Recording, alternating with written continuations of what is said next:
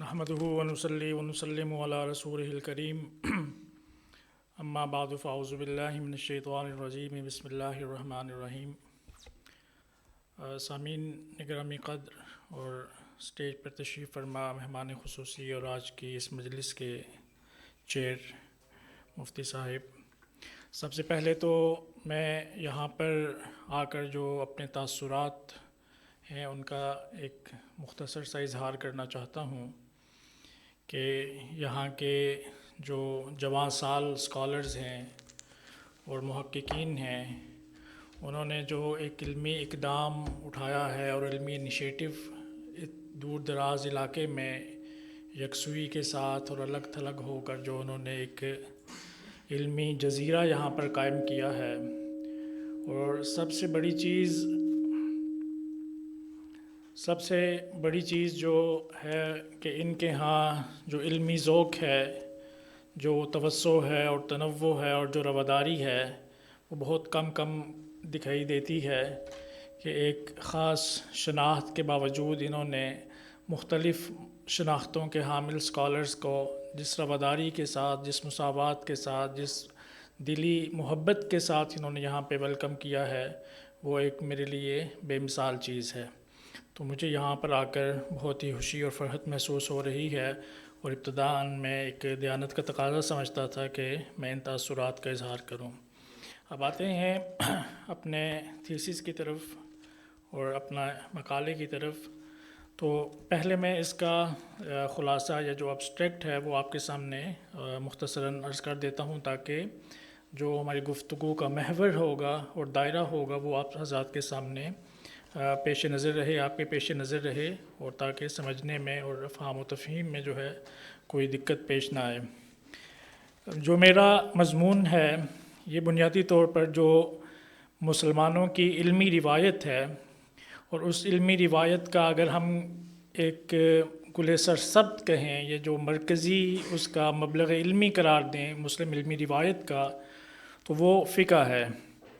اور یہ ایک پورا سائنٹیفک نظام ہے، ایک ہمہ جہت علمی نظام ہے، اور اس کی پوری حدود ہیں، بنیاد ہیں، اساس ہیں اور منابع ہیں، اور پورا ایک سائنٹیفک نظام کے تحت جو ہے کوئی بھی فقہی جزیہ جو ہے وہ تشکیل پاتا ہے۔ تو یہ فقہ جو ہے یہ نصوص شرعیہ، عقل انسانی اور جو عمرانی حقائق ہیں، سماجی حقائق ہوتے ہیں، مختلف معاشرتی عوامل ہوتے ہیں، عرف کے مسائل ہوتے ہیں، ان کے امتزاج سے تشکیل پاتی ہے۔ یعنی فقہ صرف نصوص کے فہم پر مبنی نہیں ہوتا، بلکہ اس کے لیے ضروری ہے کہ آپ کے جو عمرانی تقاضے ہیں، تاریخی تقاضے ہیں، آپ کے ادبی، ثقافتی، کلچرل، یہ ساری چیزیں ہیں، ان تمام کے مرکبات سے فقہی مزاج تشکیل پاتا ہے اور فقہ کی تشکیل ہوتی ہے۔ اس روایت نے مختلف تاریخی، جغرافیائی اور سماجی سیاقات میں متنوع فقہی صورتیں اختیار کی ہیں۔ کہیں اصولی اختلاف کے باوجود جو ائمہ ہیں ان کے درمیان وحدت برقرار رہتی ہے، مذہبی وحدت برقرار رہتی ہے، ان کا پیراڈائم متحد رہتا ہے، ان کا دبستان متحد رہتا ہے، اور دبستان میں، پیراڈائم میں اور فقہی مذہب میں کوئی اس میں ٹوٹ پھوٹ کا شکار نہیں ہوتا، اور وہ اس کے اندر رہتے ہوئے کہیں ایسا اصولی اختلاف بھی ہوتا ہے۔ یعنی ہمیں جو دبوسی ہیں ان کی کتاب ہے تاسیس النظر، وہ اس حوالے سے ایک بڑی مرکزی کتاب ہے اور بنیادی کتاب ہے کہ امام دبوسی نے جو کتاب لکھی ہے، اور اس میں انہوں نے جو صاحبین کے اور امام صاحب کے مابین جو اختلافات ہیں اس کی اصولی نوعیتیں بھی واضح کی ہیں، کہ اصولی طور پر جب صاحبین اور امام ابو حنیفہ کے مابین اختلاف ہوتا ہے تو اس کی جو فقہی قواعد کے حوالے سے یا اصولی جہتیں ہوتی ہیں وہ اصولی نوعیت کی ہوتی ہیں، اس کے باوجود جو ہے وہ صاحبین اور امام ابو حنیفہ جو حنفی چھایا ہے یا حنفی اسکول آف تھاٹ ہے یا حنفی دبستان ہے، اس سے باہر نہیں نکلتے اور اس کے اندر رہتے ہیں۔ اور کہیں پر ایسا ہوتا ہے کہ امام ابو حنیفہ رحمۃ اللہ تعالیٰ علیہ اور امام مالک کے درمیان اصولی اختلاف ہوتا ہے، اور اس کے باوجود جو ہے ان کے درمیان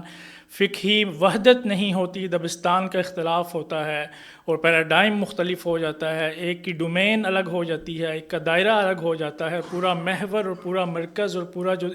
پورا فریم ورک ہے وہ تبدیل ہو جاتا ہے۔ تو بنیادی طور پر میرا جو تھیسز ہے وہ اس موضوع پر ہے کہ وہ کون سے معیارات ہیں کہ جو ایک فقہی مذہب کو بسا اوقات متحد رکھتے ہیں، اور وہ کون سے ایسے معیارات ہیں جو ایک فقہی مذہب کو ایک نئے دبستان میں تبدیل کر دیتے ہیں، ایک نئے پیراڈائم میں شفٹ کر دیتے ہیں، اور اس سے ایک پورا اصولی نظام اور پورا فکری نظام جو ہے وہ الگ سے تشکیل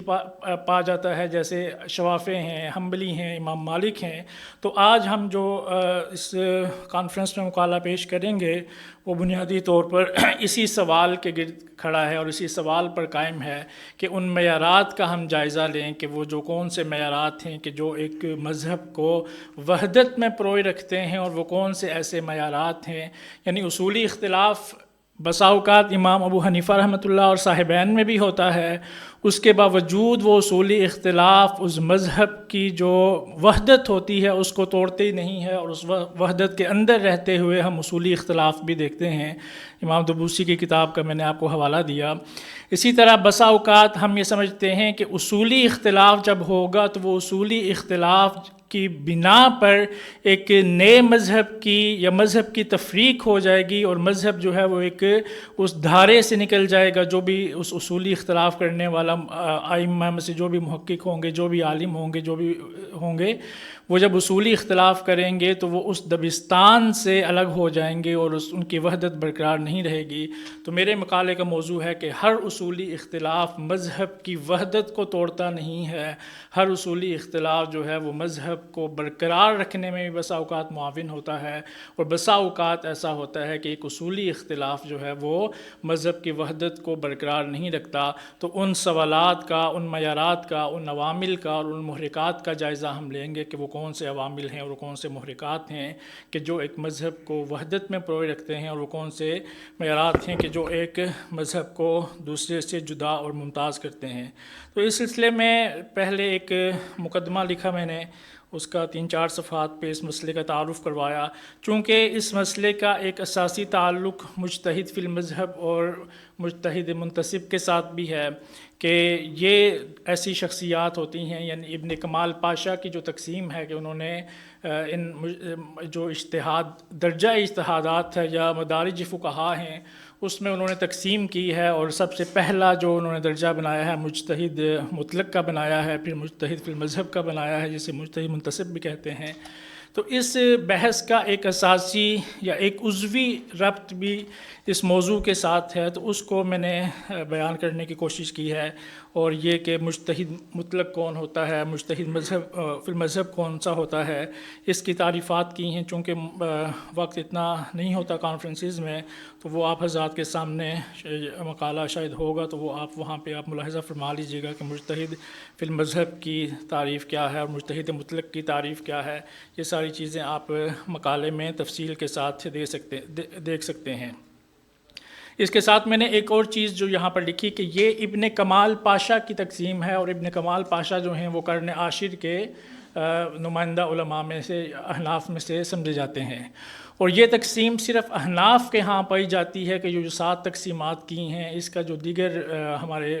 فقہی مذاہب ہیں ان کے ہاں اس طرح کی تقسیم ہمیں دیکھنے کو نہیں ملتی۔ خود احناف کے اندر اس پر بڑی جارحانہ نقد پایا جاتا ہے۔ علامہ عبدالحی لکھنوی صاحب نے اس تقسیم کو نہیں مانا، اور انہوں نے متاخرین اور متقدمین کی تقسیم کو اساسی تقسیم قرار دیا ہے، اور ابن کمال پاشا کی اس تقسیم کو انہوں نے تسلیم نہیں کیا اور اس پر بڑی جارحانہ تنقید کی ہے۔ عبدالحی لکھنوی صاحب کے ہاں ملتی ہے یہ تنقید، اور بڑے بڑے محقق علماء ہیں احناف پہ، ان کے ہاں بھی ہمیں یہ تنقید دیکھنے کو ملتی ہے۔ لیکن علامہ شامی نے جو ہے وہ اس تقسیم کو، جو رسم المفتی ہے اس کتاب میں، انہوں نے لیا ہے اور اس کو انہوں نے تسلیم کیا ہے اور اس کو اپنایا ہے۔ اچھا، اس تمہید کے بعد ہم اب بڑھتے ہیں کہ جو ان محاویر پر آتے ہیں یا ان عوامل کی طرف بڑھتے ہیں، یا وہ محرکات جو اس اصولی مذہب کی وحدت اور تعدد کی اساس اور بنیاد بنتے ہیں۔ اصولی اختلافات کے باوجود جو یہ ایک محرک بنتا ہے کہ کب ایک دبستان متحد رہتا ہے اور کب اس میں جو ہے وہ خرق ہو جاتا ہے، کب وہ علیحدہ یا اس میں تفریق یا تقسیم ہو جاتی ہے۔ تو اس سلسلے میں نے 3 بنیادی محاور یا 3 بنیادی عوامل جو ہے وہ تحقیق اور تلاش اور جستجو کے بعد جو ہے وہ تلاش کیے ہیں، اور میرے نزدیک وہ 3 ایسے معیارات ہیں کہ جو ان چیزوں کے اسباب بنتے ہیں کہ جب اصولی اختلاف ہو، لیکن اصولی اختلاف کے باوجود ان 3 امور میں اگر فقہا متحد ہوں گے اور مشترک ہوں گے تو وہ تقسیم جو ہوگی وہ مجتہد مطلق اور مجتہد فی المذہب کی ہوگی۔ یعنی امام ابو حنیفہ رحمۃ اللہ تعالیٰ علیہ اور صاحبین میں جب اختلاف ہوگا، اصولی اختلاف ہوگا، لیکن اس اصولی اختلاف کے باوجود ہم یہ دیکھیں گے کہ 3 امور اگر ان میں مشترک ہیں یا 3 چیزیں ان میں مشترک ہیں، تو اس اصولی اختلاف کے باوجود ہم یہ کہیں گے کہ یہاں پر فقہی دبستان ایک ہے، فقہی مذہب ایک ہے، اور فقہی مشترکات ان میں مشترک ہیں، اور اس میں کوئی الگ سے کوئی ایسی تقسیم نہیں ہوتی جو ہم ایک الگ مذہب کی تشکیل کا باعث یا محرک قرار دے دیں۔ اس میں سب سے پہلی جو تقسیم ہے، وہ سب سے پہلا جو محرک یا پہلا عنصر یا پہلا عامل ہے، وہ جو ہے جی ہاں بنائے استدلال اور فکری نظم کا اشتراک ہے۔ یعنی وہ پہلا محور یا پہلا دائرہ یا پہلا اصول جو اصل الاصول ہے فقہی مذہب کی وحدت اور اس کے تعدد میں، جو پہلی میری نزدیک جو بنیاد اور اساس ہے، وہ بنائے استدلال اور فکری نظم کا اشتراک ہے۔ اب اس سے مراد یہ ہے کہ اگر کسی فقیہ کا اپنے امام مذہب سے اصولی اختلاف تو موجود ہو، لیکن استدلال کے جو اصولی نظم سے وابستگی، مصادر استنباط کے ساتھ اشتراک برقرار رہے، تو اس نوع کا اختلاف عام طور پر اسی مذہب کے دائرے کے اندر سمجھا جاتا ہے، اور اس سے کوئی مستقل فقہی مکتب وجود میں نہیں آتا۔ یہ اس کی تمہیدی اور اساسی گفتگو ہے۔ اب اس کو میں مثالوں سے واضح کرتا ہوں کہ جیسے ہم یہ دیکھتے ہیں کہ احناف کا جو بنائے استدلال ہے، احناف کے بنائے استدلال میں آپ کو معلوم ہوگا کہ جو خبر واحد کے ساتھ ان کا تعامل ہے یا خبر واحد کے ساتھ ان کا رویہ ہے، وہ یہ ہے کہ احناف بہت ہی محدود اور مشروط طور پر خبر واحد کو قبول کرتے ہیں، اور اس کے ساتھ وہ بڑی کڑی شرائط رکھتے ہیں۔ ایک تو یہ شرط ہے ان کی کہ احناف کسی بھی خبر واحد کو تب قبول کرتے ہیں یا عموماً تب قبول کرتے ہیں کہ جب وہ خبر واحد کو روایت کرنے والا راوی اس کی جو فقہی مزاج ہو اس کا غلبہ ہو۔ جب راوی پر فقہی مزاج کا غلبہ ہوگا تو احناف کے نزدیک وہ خبر واحد قبول کے جو دائرے ہیں یا ان کے قبول کے جو معیارات ہیں اس کے وہ زیادہ قریب اور سمجھی جائے گی، اور ان کے نظم کے ساتھ اصولی ہم آہنگی رکھتی ہے۔ خبر واحد سے متعلق احناف کی جو دوسرا بڑا اصول ہے وہ یہ کہ وہ اس خبر واحد کو قبول کرتے ہیں احناف کے جو قرائن جو متصف بالقرائن ہو، یعنی جو قرائن کے ساتھ ہم آہنگ ہو، تلقی بالقبول ہو یا اس کے شواہد ہوں، توابع موجود ہوں، تو احناف اس طرح کی جو خبر واحد ہے اس کو قبول کر لیتے ہیں۔ یہاں تک کہ وہ بعض مراسیل کو بھی، یعنی مراسیل کی جو درجہ ہے عام طور پر جو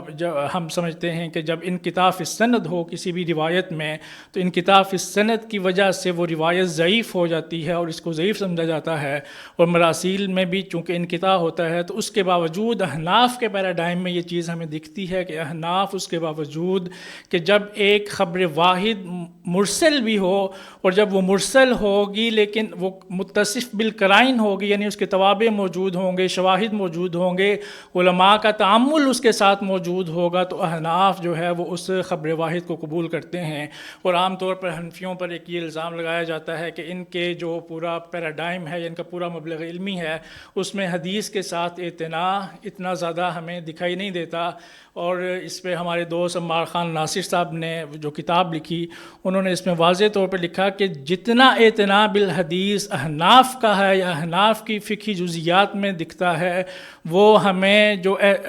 اہل حدیث کی روایت ہے اس میں بھی نہیں دکھتا، اس لیے کہ اہل حدیث حضرات جو ہیں وہ خبر واحد کو قبول کرنے کے لیے جو شرائط رکھتے ہیں اس میں بہت کم ایسی خبر واحد ہیں جو اس درجے پہ پوری اترتی ہیں۔ احناف کا دائرہ زیادہ متنوع بھی ہے اور زیادہ وسیع بھی ہے۔ بات لمبی ہو گئی ہے، بنیادی طور پر میں یہ عرض کر رہا تھا کہ جو فکری نظم ہوتا ہے یا بنا استدلال ہے، یعنی یہ احناف کا ما بہ الامتیاز امر ہے کہ وہ صرف خبر واحد کے ساتھ یہ دو بنیادی شرائط رکھتے ہیں کہ متصف بالقرائن ہوگی یا اس کو روایت کرنے والے راوی پر فقہی مزاج کا غلبہ ہوگا۔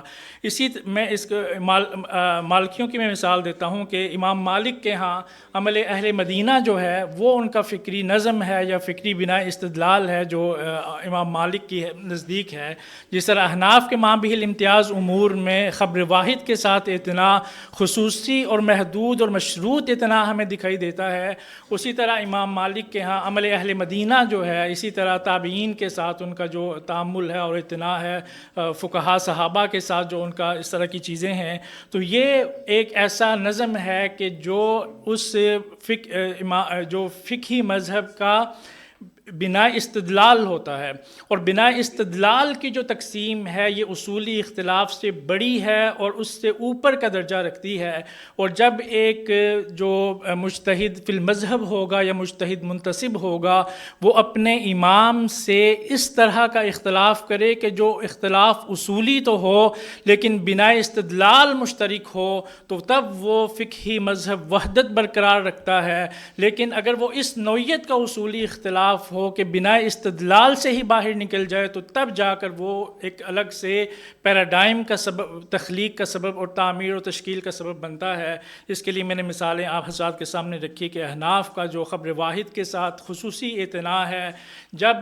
صاحبین امام ابو حنیفہ سے اختلاف کرتے بھی ہیں تو تب تک وہ یہ نہیں کرتے کہ وہ خبر واحد کے اس نظم کا جو احناف کے ہاں پیش نظر رہتا ہے یا احناف کا جو خصوصی طور پر خبر واحد کے ساتھ اعتنا ہے اس سے وہ اختلاف نہیں کرتے۔ ان کا جو اصولی اختلاف ہوتا ہے وہ قواعد فقہیہ سے متعلق ہوتا ہے، وہ اس اصولی جو پیراڈائم ہے اس کو وہ چھیڑتا نہیں ہے۔ تو پہلی چیز جو پہلا سبب ہے، پہلا محرک ہے یا پہلا عنصر ہے، وہ بنا استدلال اور فکری نظم کا اشتراک ہے کہ جب یہ نظم مشترک ہوگا، بنا استدلال میں وحدت ہوگی، بنا استدلال مشترک ہوگی، تو اس وقت اصولی اختلاف جو ہے وہ کسی نئے مذہب کی تشکیل کا سبب نہیں بنتا، وہ کسی بھی مذہب کی اندرونی اور اس کے جو داخلی محرکات ہوتے ہیں اس میں سے سمجھا جاتا ہے۔ اس میں جو دوسرا بڑا محرک، جیسے میں نے عرض کیا کہ تین ایسے جو عناصر یا عوامل ہیں وہ ان کا استقراء کیا ہے میں نے، تو اس میں جو دوسرا ہے وہ جغرافیائی اور علاقائی وحدت ہے، اور بعض معاصر جغرافیائی اور علاقائی وحدت، یعنی جب ایک بہت سارے ایسے فقہا ہوں جو ایک ہی علاقے سے تعلق رکھتے ہوں تو اس وقت بھی بسا اوقات ایسا ہوتا ہے کہ ان کے اندر اصولی اختلاف تو ہوتا ہے، لیکن اصولی اختلافات کے باوجود جو وہ جغرافیائی وحدت جو ہوتی ہے، وہ جو علاقائی اشتراک ہوتا ہے، وہ کسی بھی نظم کو اور کسی بھی فقہی پیراڈائم کو اور کسی بھی فقہی مذہب کو جو ہے مشترک رکھتا ہے۔ لیکن اگر وہ جغرافیائی وحدت تبدیل ہو جائے اور وہ جغرافیائی اور علاقائی وحدت جو ہے تبدیل ہو جائے تو اس سے بھی جو اصولی اختلاف ہوتا ہے وہ ایک الگ اور نئے پیراڈائم میں شفٹ ہو جاتا ہے۔ مثال کے طور پر جو عالم اسلام کی سب سے پہلی، سب سے اساسی، سب سے بنیادی تقسیم ہمیں دکھائی دیتی ہے وہ ان جغرافیائی اور علاقائی تفریقات پر ہی مبنی تھی کہ دو بڑی روایتیں جو مسلمانوں کی جو آج تک کسی نہ کسی صورت میں چلی آ رہی ہیں، اور آج جو تنوع ہمیں دکھائی دیتا ہے مسلم ادبیت میں اور اسلامی ادبیت میں، جو ہمیں تنوع دکھائی دیتا ہے، جو اختلاف ہمیں نظر آتا ہے، ان سب کا کوئی نہ کوئی عضوی ربط اس بنیادی تقسیم کے ساتھ ہے، اور وہ بنیادی تقسیم جو تھی وہ تقسیم تھی مکتبہ حجاز کی اور مکتبہ عراق کی، جسے اہل الرائے اور اہل حدیث کا بھی کہا جاتا ہے کہ یہ وہ بنیادی سبب تھا کہ جغرافیائی وحدت جو تھی وہ اگر مشترک ہو، جغرافیائی وحدت باقی رہے تو وہ اصولی اختلاف بھی جو ہے وہ مذہب کی وحدت کا سبب بنتا ہے، اور جب جغرافیائی یہ تبدیل ہو جائے، جغرافیہ اور علاقہ تبدیل ہو جائے، تو اس وقت جو اصولی اختلافات ہوتے ہیں ائمہ کے دوران وہ ایک الگ پیراڈائم کے وہ بنتے ہیں. جیسے کہ ان دونوں روایتوں کو آپ دیکھ لیجئے کہ مکتبہ حجاز کی جو روایت تھی وہ حجازی روایت تھی، جو اس کے نمائندہ تھے وہ لو تأخذ يعني 3 دقائق مزيد فسيكون أحسن إن شاء الله. ان شاء اللہ نكمل هذا في 3 دقائق. ان شاء اللہ طيب. ونختصر اسناد جی کوئی بات نہیں. جی بہت اچھا، میں نے ایسے میں ٹائم پوچھا نہیں، میری غلطی ہے. جی ہاں. تو یہ جو دوسری چیز ہے وہ علاقائی، اس کی میں نے آپ کے سامنے مثال پیش کر دی کہ جو مکتبہ حجاز اور مکتبہ عراق کی روایتیں ہیں جو بہت ہی بنیادی روایتیں ہیں، یہ دوسرا محرک اور عنصر بنتا ہے کہ جو فقہی مذہب کی وحدت اور تعدد کی بنیاد اور سبب بنتا ہے. تیسری جو آخری جو عوامل یا عنصر ہے وہ ہوتا ہے کہ کوئی بھی علمی روایت یا کوئی بھی ڈسپلن یا کوئی بھی فکری پیراڈائم جو ہوتا ہے، وہ فکری پیراڈائم یا وہ علمی روایت جو ہے اس پر مختلف تاریخی ادوار آتے ہیں. دور نشأت آتا ہے، دور تطور آتا ہے اور دور استقرار آتا ہے. تو جب ایک فقہی مذہب اپنے دور نشأت اور تطور سے نکل کر دور استقرار میں پہنچ جاتا ہے تو پھر اس کے بعد دور استقرار میں آنے کے بعد اس سے جو اصولی اختلاف ہو بھی، مثال کے طور پر یہ آپ دیکھیے کہ سرخسی ہیں اور جتنے بھی اس طرح کے احناف کے بعد کے اصولی لوگ، جساس ہیں، سرخسی ہیں، یہ لوگ آئے، انہوں نے جب فقہی جزیات کے یا فقہ حنفی کی اصولی بنیادوں کو تلاش کرنا چاہا تو انہوں نے بہت سارے اصولوں سے اپنے جو اسلاف تھے یا متقدمین سے ان سے اختلاف کیا. تو یہ جو فقہی روایت کا دور نشأت اور تطور اور استقرار ہوتا ہے، وہ بھی جب ایک روایت اپنے پورے مرحلوں سے گزر کر استقرار کے مرحلے میں ڈیولپمنٹ اس کی مکمل ہو جاتی ہے، اس مرحلے میں داخل ہو جاتی ہے، تو اس کے بعد اس سے آپ اصولی اختلاف کریں بھی تو وہ اصولی اختلاف جو ہے وہ وحدت اس مذہب کی امبریلا یا اس مذہب کے دائرے کے اندر کی چیز ہوتی ہے. تو یہ 3 بنیادی جو عوامل تھے یا محرکات تھے وہ اس میرے مقالے کا اساسی اور کلیدی وہ حصہ تھے کہ ہم ان 3 محاور کو یا 3 عناصر یا 3 عوامل کو تلاش اور جستجو اور استقرار کے بعد جو حاصل ہوا وہ یہ تھا کہ جب فقہی مذہب کے اصولی اختلافات کے باوجود ایک مذہب کیوں برقرار رہتا ہے اور ایک مذہب جو ہے وہ اصولی اختلاف کے باوجود کیوں الگ ہو جاتا ہے، نئے پیراڈائم میں شفٹ ہو جاتا ہے، اس کے مابین جو حد فاصل ہے، جو معیارات ہیں اور جو اساس اور منابع ہیں وہ ان 3 امور سے متعلق ہیں. وآخر دعوانا الحمدللہ رب العالمین. یہ جو آخری آپ نے بیان کیا ہے کہ دور تطور سے نکل کر دور استقرار میں آتا ہے، اس کی تھوڑی سی وضاحت کریں. جی میں کر دیتا ہوں کہ اس میں کیا ہوتا ہے، اس کا جی اثر کیا پڑتا ہے.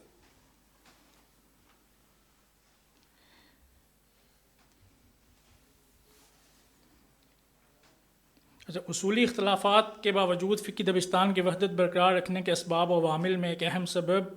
فقہی تاریخ کے دور نشأت، تطور اور استقرار کو قرار دیا جاتا ہے، اس طور پر کہ کسی اختلاف کا نتیجہ ایک نئے مذہب کی تشکیل کی صورت میں نکلے گا یا وہ پہلے سے موجود مذہب کے اندر ہی جذب ہوگا. اس کا گہرا تعلق اس زمانے کے علمی و تاریخی پس منظر سے ہوتا ہے. اچھا، امام ابن خلدون نے لکھا ہے وَوَقَفَ التَّقْلِيدُ فِي الْأَمْصَارِ عِنْدَ هَؤُلَاءِ الْأَرْبَعَةِ وَدَرَسَ الْمُقَلِّدُونَ لِمَنْ سَوَاهُمْ وَسَدَّ النَّاسُ بَابَ الْخِلَافِ وَطُرُقُهُ لَمَّا كَثُرَ تشعب الاصطلاحات فی العلوم ولما عاق عن الوصول الى رتبۃ الاجتہاد. ابن خلدون کی اس بات کا مفہوم یہ ہے کہ مختلف شہروں میں ان چاروں ائمہ کی فقہی روایت ڈیولپ ہو چکی تھی اور لوگوں کا رجحان انہی تک محدود ہو گیا تھا. یعنی لوگ بنیادی طور پر سماجی یا معاشرتی طور پر لوگوں کے درمیان،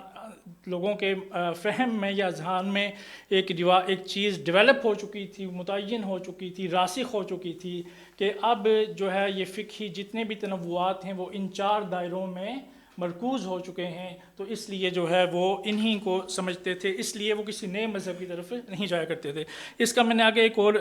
جو شاہ ولی اللہ صاحب کی کتاب ہے الانصاف فی بیان اسباب الاختلاف، اس کا بھی ایک طویل حوالہ نقل کیا ہے، اس کا بھی میں حرکت. اچھا، اس استقرار کا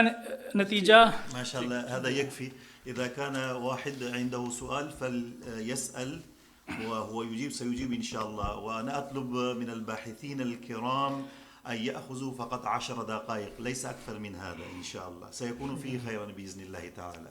إذا كان واحد عنده سؤال فليسأل. يعني ما شاء الله كان كلامه جيد وكان بحثه ما شاء الله يعني ممتاز جدا يعني ما شاء الله. شکریہ. شكرا لكم. شكرا.